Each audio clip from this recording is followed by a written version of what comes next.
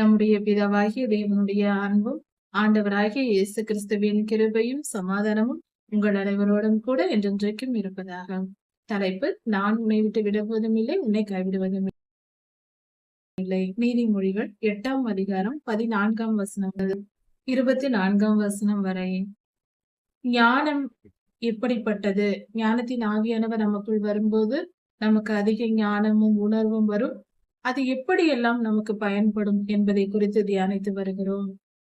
ஞானம் சொல்லுகிறது, ஆலோசனையும் மெய் ஞானமும் என்னுடையது என்று.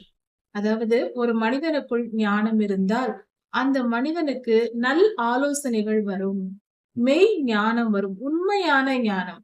அது பொய் அல்ல, அல்லது மாறுபாடானது அல்ல. அதாவது பொய்யான ஞானம் அல்ல, உண்மையான ஞானம். அப்படி என்றால் கண்டிப்பாக நமக்கு வெற்றி தரக்கூடிய ஞானமான செயல்கள் எப்படி செய்வது என்பதை குறித்த ஞானம். அதாவது மிக சரியாக எந்த காரியத்தையும் செய்து வெற்றி பெற தேவையான ஞானமே மெய் ஞானமாயிருக்கிறது. அப்படிப்பட்ட மெய் ஞானமும் ஆலோசனையும் ஞானம் இருக்கிற இடத்தில் இருக்கும். ஞானம் என்பது புத்தியும் உலக, அதாவது பிறப்பிலிருந்து வருகிற புத்தியும் உலக அறிவும் கல்வி அறிவு நம் அனுபவ அறிவு போன்ற அறிவும் அதோடு கூட ஆவிக்குரிய அறிவும் சேர்ந்தது ஞானமாயிருக்கிறது. அந்த இத்தனையும் சேர்த்து வைத்திருக்கிற அந்த ஞானம் மெய் ஞானத்தையும் நல்ல ஆலோசனைகளையும் கூட வைத்திருக்கிறது. அப்படியானால் ஒரு மனிதன் ஞானமாய் இருக்கும் பொழுது, அவன் ஞானவானாய் இருந்தால், பரிசுத்த ஆவியானவர் அவனுக்குள் இருந்தால், ஞானத்தின் ஆவியானவர் அவனுக்குள் இருந்தால், அதாவது பரிசுத்த ஆவியானவர் தான் ஞானத்தின் ஆவியானவர். அவருக்குள், அதாவது ஒரு மனிதனுக்குள் இருக்கும் பொழுது அந்த மனிதனின் செயல்கள் புத்திசாலித்தனமாக இருக்கும், அறிவுள்ளதாக இருக்கும், ஞானம் உள்ளதாக இருக்கும், மெய் ஞானம் உள்ளதாக, உண்மையான ஞானம் உள்ளதாக இருக்கும். அது மட்டுமல்ல, ஆலோசனை, நல் ஆலோசனைகளும் அப்படிப்பட்டவர்களிடத்தில் இருக்கும். இப்படிப்பட்ட ஞானவான்களை நாம் திகழ்வோம். பரிசுத்த ஆவியானவரின் ஒரு கனி, அதாவது ஒரு ஆவிதான் ஞானத்தின் ஆவி. கர்த்தர் நமக்குள் வரும் பொழுது, நாம் கர்த்தரை ஏற்றுக்கொள்ளும் பொழுது இந்த ஞானம் வருகிறது. நானே புத்தி, வல்லமை என்னுடையது. ஞானத்திற்குள் புத்தியும் அடங்கும். ஞானத்திற்குள் இந்த சகலமும் அடங்கும். ஞானத்திற்குள் புத்தி, அறிவு, ஆவிக்குரிய அறிவு, ஆலோசனை, கர்த்தருக்கு பயப்படும் பயம், மெய் ஞானம், புத்தி, வல்லமை, இவை எல்லாம் ஞானமுள்ள இடத்தில் இருக்கும். ஞானம் என்பது ஒரு பொருள் அல்ல, ஒரு கொத்து திராட்சை பழம் போல ஒவ்வொன்றும் இருக்கும். ஒரு கொத்தில் திராட்சைகள், பல திராட்சைகள் இருக்கும். ஞானமும் அப்படிதான். பலவிதமான நல்ல அறிவுபூர்வமான காரியங்கள் உண்டு. அதனால் நம்முடைய செயல்கள் எல்லாம் மிக சிறந்ததாக இருக்கும். நம்மளுடைய முடிவு, நாம் எடுக்கும் முடிவுகள், நம்முடைய செயல்பாடுகள் எல்லாம் வெற்றிகரமாய் இருக்கும். இந்த உலகத்தில் ஞானம் இருப்பதினால்தான், அதாவது ஞானம் எப்படியெல்லாம் செயல்படுகிறது, எங்கெல்லாம் செயல்படுகிறது என்று கொடுக்கப்பட்டிருக்கிறது. இந்த உலகத்தை ஆளுகை செய்யும் ராஜாக்கள், ஒவ்வொரு தேசத்தையும் ராஜாக்கள் ஆளுகை செய்கிறார்கள். அவர்கள் ஞானத்தினால் ஆளுகை செய்கிறார்களாம். அப்படி என்றால் ஒரு ராஜா அரசாள வேண்டும் என்றால் அவனுக்குள் ஞானம் இருக்க வேண்டும். எவ்வளவு பலம், எவ்வளவு பணம், எவ்வளவு இருந்தாலும் அது முக்கியம் அல்ல, ஞானமாய் இருக்க வேண்டும். ஞானமாய் இருக்கிற ஒரு ராஜாதான் தன்னில் சிறந்தவனாக தன் தேசத்தை காப்பாற்றி செல்ல முடியும். இதைதான் வேதம் இங்கு சொல்கிறது. ராஜாக்கள் ஞானத்தினால் தேசங்களை ஆளுகை செய்கிறார்கள். பிரபுக்கள் நீதி செலுத்துகிறார்கள். நீதி நியாயங்கள் வரையறுக்கப்படுவது, நீதிமன்றத்தில் நியாயம் விசாரிப்பதா இருந்தாலும், அரசாங்க அலுவலகங்களில் தேசத்தை ஒவ்வொரு அந்தந்த பகுதியில் உள்ள ஜனங்களுக்கு நன்மை செய்கிற அரசாங்க அதிகாரிகளாய் இருந்தாலும், மிகப்பெரிய தலைவர்களாய் இருந்தாலும் அவர்கள் ஞானமாய் செயல்படுகிறார்கள். அதனால்தான் தேசமும் ஜனங்களும் சமாதானமாய் இருக்க முடிகிறது. அதனால் எந்த ஒரு தேசத்தை ஆளுகை செய்ய வேண்டும் என்றாலும் அதற்கு ஞானம் தேவை. பிரபுக்கள் தங்கள் மக்களை ஆளுகை செய்வதற்கும், அதாவது ஊர் தலைவர்கள், கலெக்டர்கள், மினிஸ்டர்கள், இவர்களும் ஞானத்தினால் தான் ஆளுகை செய்கிறார்கள். ஆளுகை செய்வதற்கு ஞானம் முக்கியம். ஞானத்தினால்தான் பூமியிலே சகல நியாயாதிபதிகளும் சகல ராஜாக்களும் அதிகாரிகளும் ஆளுகை செய்து வருகிறார்கள் என்று வேதம் சொல்லுகிறது. ஞானத்தில் தான் இவ்வளவும் நடக்கிறது. என்னை சிநேகிக்கிறவர்களை நான் சிநேகிக்கிறேன் என்று ஞானம் சொல்லுகிறது. ஞானத்தை நாம் நேசிக்க வேண்டும், விரும்ப வேண்டும். ஞானம் எனக்கு வேண்டும், இதை எப்படி தெரிந்து கொள்வது, இதை எப்படி தெரிந்து கொள்வது, இதை எப்படி செய்வது என்ற அறிந்து கொள்ளும் ஆர்வம் தேவை. கற்றறிகிற ஆர்வம் தேவை. ஞானமாய் நான் செயல்பட வேண்டும். ஞானவான்கள் அவர்களோடு தங்கி இருக்கவும் பேசவும் பழக விரும்ப வேண்டும். படிக்க புத்தகங்கள் படிப்பதற்கும் எல்லாவற்றையும் விட வேதத்தை அதிகமாய் நேசித்து படித்தால் வேதாகமத்தில் ஞானம் உண்டு. வேதத்தை படிக்கும் பொழுது வேறு எங்கும் இல்லாத ஞானம் வேதத்தில் உண்டு. பரிசுத்த வேதாகமத்தை படித்தால், நீதிமொழிகளை படித்தால் சகல ஞானமும் நமக்கு வரும். கர்த்தர் நமக்கு அதை கொடுத்திருக்கிறார். இது கர்த்தர் நமக்கு தந்திருக்கிற மிகப்பெரிய பொக்கிஷமாய் இருக்கிறது.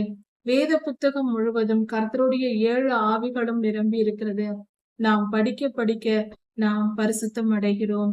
கர்த்தருக்கு பிரியமானவர்களாய் நாம் மாறுகிறோம். நம்மை அறியாமலேயே பல மாற்றங்கள் நம் உடலில், நம் மனதில் ஏற்படும்.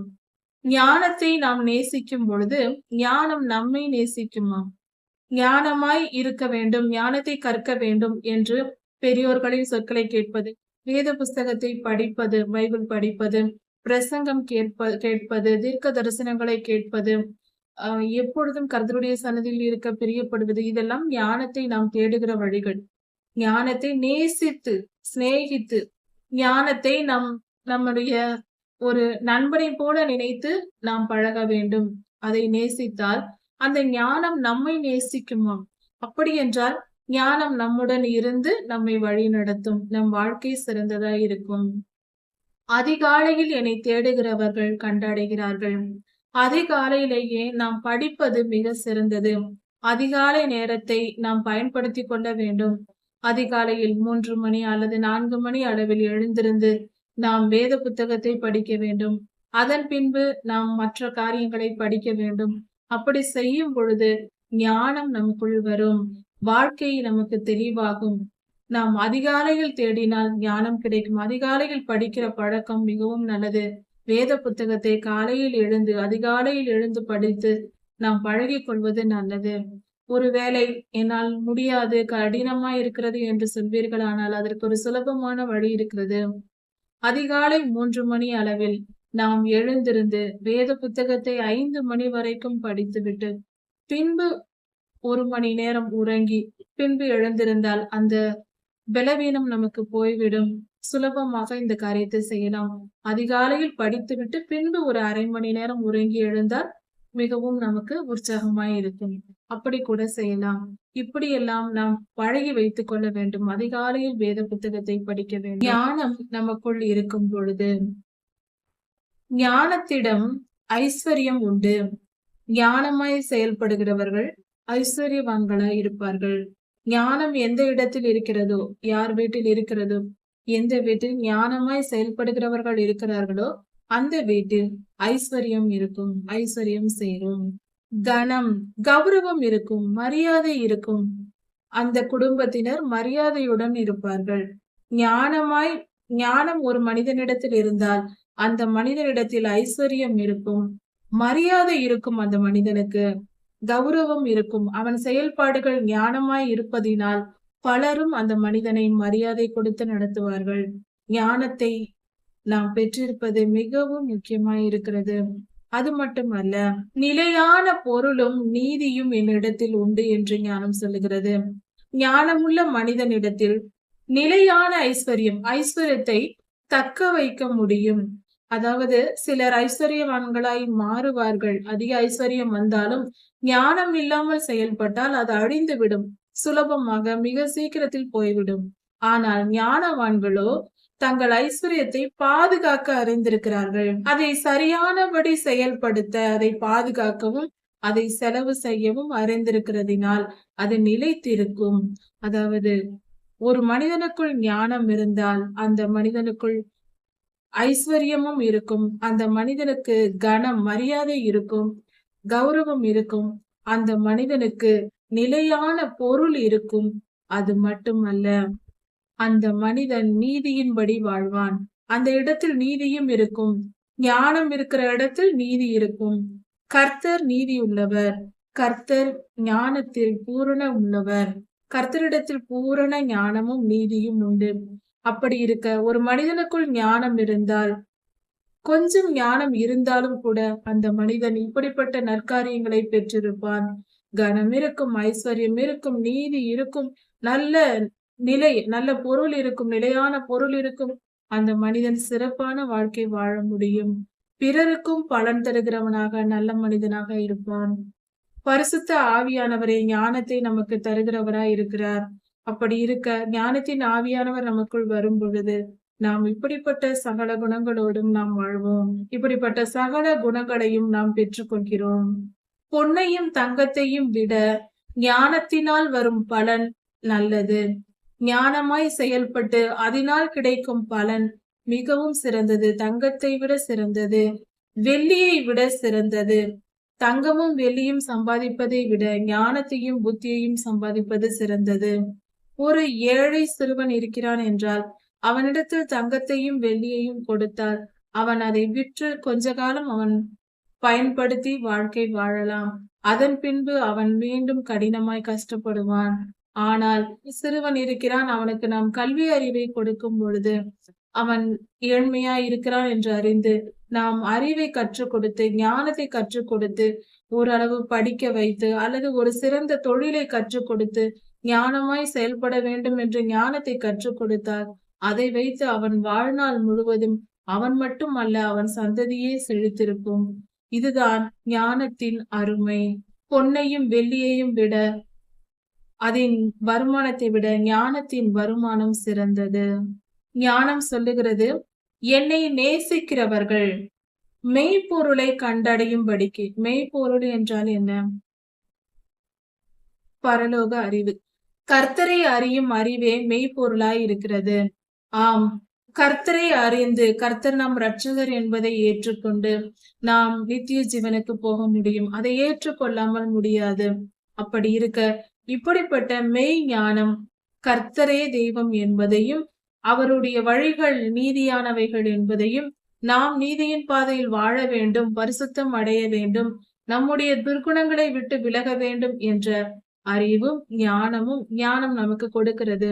அதனால் அந்த மனிதன் தெளிந்தவனாகி இப்படிப்பட்ட தீய குணங்களை எல்லாம் விட்டு, அந்த மனிதன் தெளிந்தவனாகி தீய குணங்களை விட்டு விலகி பரிசுத்தமாய் வாழ்ந்து கர்த்தரை நேசித்து கர்த்தருக்கு பிரியமாய் வாழ வேதத்தை வாசித்து அதை கற்றறிந்து வாழ விரும்புவான். அப்பொழுது அந்த மனிதன் பரிசுத்தவானாய் மாறுகிறான். இப்படியாக ஞானம் இதை போதிக்கிறது. ஞானம் ஒரு மனிதனுக்குள் வரும்போது அவர்கள் களஞ்சியங்களை நிரப்புமாம்.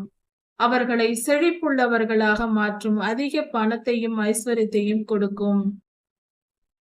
ஒரு மனிதன் ஞானத்தை நேசித்தால் ஞானம் அந்த மனிதனை நேசித்து அந்த மனிதனை செல்வந்தனாக ஐஸ்வர்யவானாக மாற்றுவதற்காக நீதியின் பாதையிலும் நியாயத்தின் பாதையிலும் அந்த ஞானம் வழி நடத்துமாம். அப்படி என்றால் ஒரு மனிதன் ஞானத்தை நேசித்து ஞானமாய் செயல்படும் பொழுது அந்த மனிதன் நீதியாய் நியாயமாய் நடப்பான். அதனால் அவனுக்கு ஐஸ்வர்யமும் சம்பத்தும் பெருகும். இதில் மிகப்பெரிய ஒரு அற்புதமான ஒரு காரியம் சொல்லப்பட்டிருக்கிறது. ஆதி முதலாக உலக தோற்றத்திற்கு முன்பே கர்த்தர் ஞானத்தை வைத்திருந்தார். இந்த உலகத்தில் யாரும் பூரண ஞானம் உள்ளவர்கள் அல்ல, பரலோகத்திலும் யாரும் இல்லை. கர்த்தரை பூரண ஞானம் உள்ளவர். அவரை தவிர முழுமையான ஞானம் உள்ளவர்கள் யாரும் கிடையாது. பரலோகத்திலும் கிடையாது, பூமியிலும் கிடையாது. கர்த்தரை தவிர பூரண ஞானம் உள்ளவர். அப்படி இருக்க கர்த்தர் சொல்லுகிறார், ஞானம் சொல்லுகிறது, பூர்வ காலம் முதல் கர்த்தர் என்னை அவருடைய வழியாக கொண்டிருந்தார். கர்த்தர் எப்பொழுதும் ஞானமாய் செயல்படுவார். உலக தோற்றத்திற்கு முன்பே அவர் ஞானம் வைத்திருந்தார், ஞானமாய் செயல்படுகிறார் என்று வேதம் சொல்லுகிறது. அவர் தமது வழியின் ஆதியாக, கர்த்தர் தமது வழியின் முதலாக ஞானத்தை வைத்திருக்கிறார். எந்த காரியத்தையும் ஞானமாய்தான் கர்த்தர் செயல்படுவார். கர்த்தர் பூரண ஞானம் உள்ளவர் என்று சொல்லும் பொழுது அவரிடத்தில் முட்டாள்தனம், மதியினம் துளி கூட கிடையாது. எந்த ஒரு துளி அளவும் கிடையாது. அந்த அளவுக்கு முழு ஞானத்தை பெற்றவர். அவர் எப்பொழுதும் ஞானமாய்தான் செயல்படுவார். பூமி உண்டாவதற்கு முன்பும் ஆதி முதலாகவும் ஞானத்தை கர்த்தர் அபிஷேகம் பண்ணினார். ஞானத்தின் ஆவியானவரை அபிஷேகம் பண்ணினார். அப்படி என்றால் ஞானத்தை கர்த்தர் தெரிந்து கொண்டார் என்று பொருளாகிறது. கர்த்தர் ஒரு மனிதனை தெரிந்து கொண்டால், அந்த ஒரு காரியத்திற்காக தெரிந்து கொண்டால் அந்த மனிதனை அபிஷேகம் பண்ணுவார்.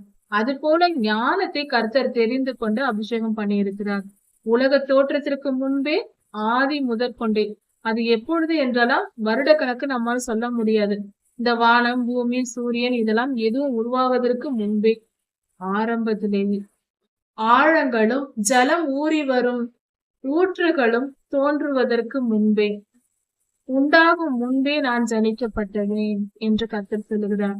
பூமியின் சிருஷ்டிப்பை குறித்து பார்க்கும்போது ஆதியாகமம் 1ஆம் அதிகாரம் முதல் 3 வசனங்களை கவனித்து பார்த்தால், அங்கு ஏற்கனவே பூமி இருக்கிறது, காற்று இருக்கிறது, தண்ணீர் இருக்கிறது. இதையெல்லாம் எப்படி ஆண்டவர் படைத்தார், எங்கு படைத்தார், எப்பொழுது என்றெல்லாம் சொல்லப்படவில்லை. அதன் பின்பு தண்ணீர் இருந்தது, அதை 2ஆக பிரித்ததுதான் 2ஆம் நாள். இப்படி கர்த்தர் பூமி, தண்ணீர், காற்று இவைகளெல்லாம் படைப்பது என்பது அதற்கு முற்பட்ட ஏதோ கோடிக்கணக்கான ஆண்டுகளுக்கு முன்பாக. அப்பொழுது ஞானம் இருந்ததாம். அதெல்லாம் உருவாவதற்கு முன்பே ஞானம் இருந்ததாம். இந்த உலக சிருஷ்டிப்பு எல்லாமே ஞானமாய் கர்த்தர் படைத்திருக்கிறார். எல்லாவற்றிலும் ஞானம் உறைந்திருக்கிறது அல்லவா? செடி கொடிகள் வளர்வதிலும் அதனுடைய கிளைகள் கிளைப்பதிலும் கூட அளவு இருக்கிறது. துல்லியமான அளவு, துல்லியமான ஆங்கிள் இருக்கிறது, கோணங்கள் இருக்கிறது. ஒரு இலை வர வேண்டும் என்றால் 30 டிகிரி அல்லது 60 டிகிரி கோணத்தில் தான் வர வேண்டும் என்ற கணக்கு இருக்கிறது. அதன்படிதான் இன்று வரை வந்து கொண்டிருக்கிறது. ஒவ்வொரு செடிக்கும் ஒரு கணக்கு, ஒவ்வொரு மரத்தின் இலைகளுக்கும் ஒரு கணக்கு இருக்கிறது. இப்படியாக கர்த்தர் அதிசய விதமாக, ஞானமாக, சிறப்பாக இந்த பூமியை படைத்திருக்கிறார். அண்ட சராசரத்தையும் உருவாக்கி இருக்கிறார் ஞானமாக. ஆழங்களும் தண்ணீர் ஊற்றும் உண்டாவதற்கு முன்பே ஞானம் படைக்கப்பட்டது என்று வேதம் சொல்லுகிறது. ஞானத்தை கர்த்தரே ஜனிப்பித்தார். ஜனிப்பிக்கப்பட்டேன் என்று ஞானம் சொல்லுகிறது. அப்படி என்றால் கர்த்தரே ஞானத்தை படைத்தார், உருவாக்கினார். ஜனிப்பித்தார் என்றால் சிருஷ்டித்தார் என்று சொல்லப்படுகிறது. அப்படி என்றால் ஞானம் என்பதை கர்த்தர் படைத்த ஒரு சிருஷ்டிப்பு தான். நம் மூளையில் நாம் சிந்திக்கிறோம், ஞானமாய் செயல்படுகிறோம், புத்திசாலி என்கிறோம், முட்டாள் என்கிறோம். இந்த குணங்களை படைத்ததும் கர்த்தரே, நம்மை மட்டுமல்ல. இந்த இடத்தில் அதுவும் நமக்கு தெளிவாய் சொல்லப்பட்டிருக்கிறது. தண்ணீர் துளிகள் உருவாவதற்கு முன்பு, ஆழங்கள் என்றால் கடல்கள், கடல்களும் ஊற்றுகளும் உருவாவதற்கு முன்பே ஞானம் இருந்ததாம். ஞானத்தை வைத்துதான் இதையெல்லாம் படைத்திருக்கிறார். இப்படியாக கர்த்தர் மிகப்பெரிய காரியங்களை நமக்கு செய்திருக்கிறார். அவருடைய செயல்கள் மகா பெரியது.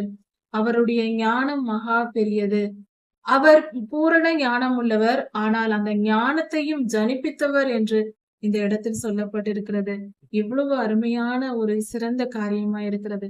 கர்த்தர் மிகவும் பெரியவர். அவர் சர்வ வல்லமை உள்ளவர்.